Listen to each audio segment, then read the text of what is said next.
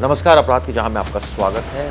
खबर है धनबाद से यानी झारखंड से। एक महिला जिसकी 5 दिन पहले मौत हुई, 5 दिनों तक उसका शव बाथरूम में पड़ा रहा। और आप सोचिए, शव पर कीड़े चल रहे। हालात ये हो गई कि घर वालों या कहें कि मृतका के भाई ने उसका अंतिम संस्कार किया और वो भी बाथरूम में। और उसके लिए उसने लकड़ियों का इस्तेमाल नहीं किया बल्कि सिराना, बेडशीट वगैरह का इस्तेमाल किया। जब आसपास लोगों को बदबू आई तो उन्होंने पुलिस को इत्तला दी। पुलिस मौके पर पहुंची तो पूरा नज़ारा देखकर हैरत में आ गई। फिलहाल मामले की जांच चल रही है। पूरा मामला आपको बताता हूं सिलसिलेवार तरीके से, हुआ क्या, कैसे हुआ। दरअसल धनबाद का गोविंदपुरा थाना है, जहां पर यह बताया जाता है कि सिफर के रिटायर्ड वैज्ञानिक हैं संगीत कुमार, उनका घर था। उनकी 2023 में मौत हो गई थी। उनकी बेटी लिपिका जो डिवोर्स्ड है वो वहाँ पर रहती है और ये बताया जा रहा है कि ज़्यादा बात नहीं करती थी किसी से, डिप्रेशन में थी।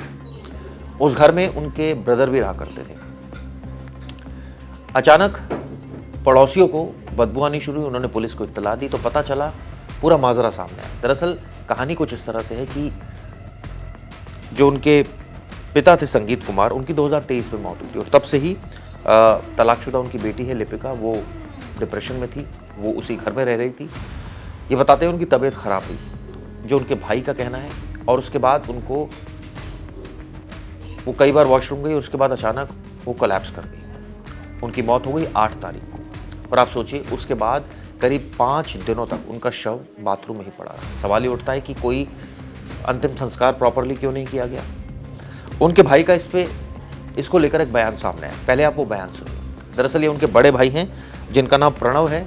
उनका क्या कहना है ये सुनिए। बहन को 7 तारीख को 9 साढ़े 9 बजे उसको बाथरूम 3-4 बार बाथरूम की उल्टी थोड़ा अजीब टाइप का हुआ और वो उसके बाद वो ख़त्म हो गई। उसका बाद हम कपड़ा लत्ता भी बदले, लेकिन 3-4 बार उसको बाथरूम हुआ, उल्टी थोड़ा अजीब टाइप का हुआ। उस टाइम ऐसा हालत नहीं था कि हम कुछ कर पाते। उसका हाथ पाँव रगड़ सकते थे, कंबल उम्बल उड़ाए, लेकिन वो उचक के 3-4 बार मेरा नाम ही लिया, कुछ पता ही नहीं और उसके बाद गुजर। उसके बाद हम इसको खबर किए, ये आया भी। इसको 2 बार बोले, हम इसका इंतजार में बैठे रहे, लेकिन वो 3-4 दिन पड़ोसियों को मदद के लिए बोला नहीं नहीं। पहले तो हम इसी को बोले थे, यही रहता घर में। मैं बाहर था तो टाइम लग फोन करके बोल। हाँ, अभी 2 बार देखने भी आया, देख के गया, उसको मालूम था। बॉडी को देखा है उन्होंने? नहीं, बॉडी को मैंने बॉडी देखा है, नहीं देखा। उसमें कीड़ा मकोड़ा लगने लगा। जब 3-4 दिन हो गया तो हमको कुछ समझ में नहीं आया, वो हमसे देखा नहीं गया। तब हम उसको साधारण व्यवस्था में ही कीड़ा मकोड़ा हटाने के लिए जलाया, आप ही जलाओ। फिर इसके मैंने लकड़ी वगैरह की व्यवस्था की है या इसी जलाया? नहीं, घर में 3-4 दिन से था। कौन चीज जला? वही रजाई कंबल सब रखे। तो आपको तो पता होना चाहिए था ना कि इसका अंतिम संस्कार बाहर किया जाता है, तो फिर भाई को क्यों बोले कि मॉल बनी आती? भाई को हम बोले कि चलो साथ जाना होगा। ये 3-4 ये देख करके चला गया। ये रहता आसपास ही है, आते जाते रहता, जब मर्जी होता है तब आएगा जाएगा, लेकिन उसके बाद चला जाता है। उस वक्त नीड थी, घर का आदमी को ही बोलता है आदमी पहले, उसके बाद किसको बुलाता है। हम इसको बोल सकते थे तो हम इसको कहे। इसको मालूम था वो बात। गुजरी 8 तारीख को ही थी, 7 के 9 साढ़े 9 बजे शाम में। ये आया, इसको फोन करके बुलाए भी, ये आया भी। एक बार और खोजने के लिए गए तो भी मिला, और उसके बाद हमको लगा आएगा, लेकिन आया नहीं। तब और जब कीड़ा मकोड़ा लगने लग गया तब हमको वो काम करना पड़ा, मजबूरी। तो आपने देखा, उनके भाई ने एक बयान दिया है जिसमें उन्होंने एक तर्क दिया है। उनका कहना है कि उन्होंने इसकी जानकारी छोटे भाई को दी, लेकिन वो नहीं आए। शव पर कीड़े चल रहे थे, इसी वजह से उन्होंने बाथरूम में ही अंतिम संस्कार कर दिया। सवाल ये उठता है कि वो लेकर क्यों नहीं गए।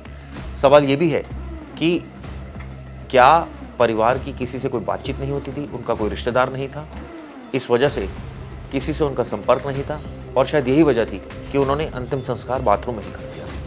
कई सवाल इसमें खड़े हो गए। इसको लेकर छोटे भाई का भी बयान सामने आया। उनका क्या कहना है वो आप सुनिए। उनके छोटे भाई है प्रबुद्ध राजवर्धन, उनका भी बयान आया। उनका कहना है कि बहन की मौत की खबर दी थी बड़े भाई ने और उसके बाद वो रविवार सुबह अंतिम संस्कार का सामान लेकर पहुंचे भी थे, लेकिन पता चला कि बड़े भाई ने अंतिम संस्कार कर दिया। आप सोचिए, बड़े भाई ने अंतिम संस्कार कर दिया। छोटे भाई का कहना है कि वो सामान लेकर पहुंचे और उनको पता चला कि अंतिम संस्कार हो चुका है। पुलिस को तब पता चला जब पड़ोसियों ने इत्तला दी, पड़ोसियों को तब पता चला जब बदबू आई। मेरा नाम प्रद्युत राजवर्धन है। मेरे सिस्टर का डेड बॉडी जो है हाफ बर्न मिला है मेरे घर से। हाफ बर्न में? हाँ, हाफ बर्न मिला सर, बाथरूम में। और ये मतलब उस समय में मेरे घर में जो मौजूद लोग थे वो मेरा बड़ा भाई प्रणव राजवर्धन था और मेरी बहन लिपिका कुमारी थी।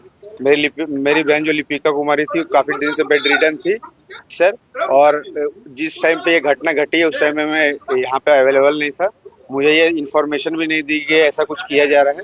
जब मैं रिटर्न किया तो मुझे बताया गया कि वो ऑलरेडी डेड कर गई है। तो मैं अंतिम संस्कार का सामान लेने गया था। अंतिम संस्कार का सामान लेके जब मैं वापस आया तो मुझे बताया गया कि ऑलरेडी अंतिम संस्कार कर दिया गया है। 2 लोगों का नाम भी उसमें लिया गया, लेकिन उनका इस केस से कोई रिलेशन नहीं है। वो बस कॉमन रेफरेंस है, इसलिए बोला गया मुझे। और अभी मुझे शाम को एक आदमी ने आके बताया कि आपके घर में PCR आई हुई है, वो ऐसा बात है। तो मैं खुद चल के यहाँ पे आ गया। लेकिन ये जब अंतिम संस्कार हुआ तो ये नहीं पूछा गया आपने कि कहाँ पे अंतिम संस्कार हुआ? इसने बोला कि मैं वही बोला ना, कॉमन रेफरेंस दिया मेरे को, और इसने बोला कि माहौल बनी में मैंने कर दिया। और जब आप यहाँ आए तो देखे कि घर में बॉडी पड़ा हुआ है? नहीं, मैंने नहीं देखा सर। मैंने सोफा पे सामान रखा, जब इसने बोला कि ऑलरेडी हो गया तो मैं घर से बाहर निकल गया। तो घर से तो महक आ रही थी जलने की? नहीं, उस समय नहीं आ रही थी, उस समय नहीं आ रही। मैं सुबह के टाइम आया। आज सुबह में? हाँ, आज सुबह में 7:30 बजे मैं धनबाद पहुंचा था और 8:30 बजे मैं अपने घर आया था। जैसे इसने बोला कि ये जरूरत है तो मैं सारा सामान लेने आया। जो सामान मैं लेके आया वो आपको ऑलरेडी दिखा चुका। जलाया कब? वो तो मुझे नहीं पता सर, वो तो वही बताएगा ना। मेरे सामने तो नहीं जलाया ना, मेरे सामने तो नहीं जलाया ना। ठीक है, तो आपके पिताजी क्या करते थे? मेरे पिताजी CFR में साइंटिस्ट थे। CFIR में साइंटिस्ट? हाँ। क्या नाम था? संगीत कुमार झा थे। और वो रिटायर करने के बाद माता पिता दोनों का एक साथ देहांत हुआ था? नहीं, मेरे मम्मी का देहांत ऑलरेडी रिटायरमेंट से पहले हो गया था 2020 में, और मेरे फादर का किडनी फेलियर की वजह से 2023 में डेड हुए। अच्छा, बहन कब से तबीयत खराब? बहन का पिताजी का डेड होने के बाद हुआ था। मैं 3 साल ऑलमोस्ट 2026 से। तो मतलब आप लोग समाज से एकदम बिल्कुल कटे हुए थे क्या? लोग आते जाते नहीं थे? नहीं, लोग आते जाते थे, ऐसा बात नहीं। तो घर में ये स्थिति क्यों? ऐसा लग रहा है कि बरसों से कोई घर के अंदर गया नहीं। नहीं, ऐसा नहीं बात है। वो मैं बोला आपको कि मैं काफी बार बुला के लोगों को अपना घर साफ करवाया, लेकिन ये लोग क्या करते थे, हर बार ये लोग गंदा वापस कर देते थे। इस पूरे कांड के पीछे कुछ ना कुछ रहस्य जरूर है।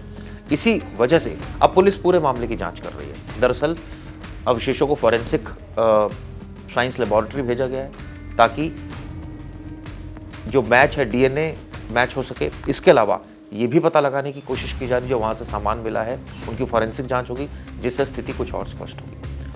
हालांकि अभी किस लेवल के सबूत मिलेंगे, क्योंकि जिस तरह से बॉडी जल गई है, अंतिम संस्कार हो गया, ऐसे में क्या सबूत मिलेंगे ये सोचने वाली बात होगी।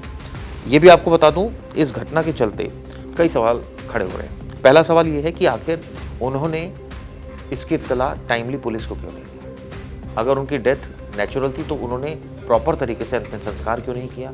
अपने भाई को क्यों नहीं बताया? वहाँ पर क्यों कर दिया बाथरूम में? क्योंकि ये सिर्फ 1 दिन या 2 दिन की बात नहीं, 5 दिनों तक शव वैसे ही पड़ा रहा।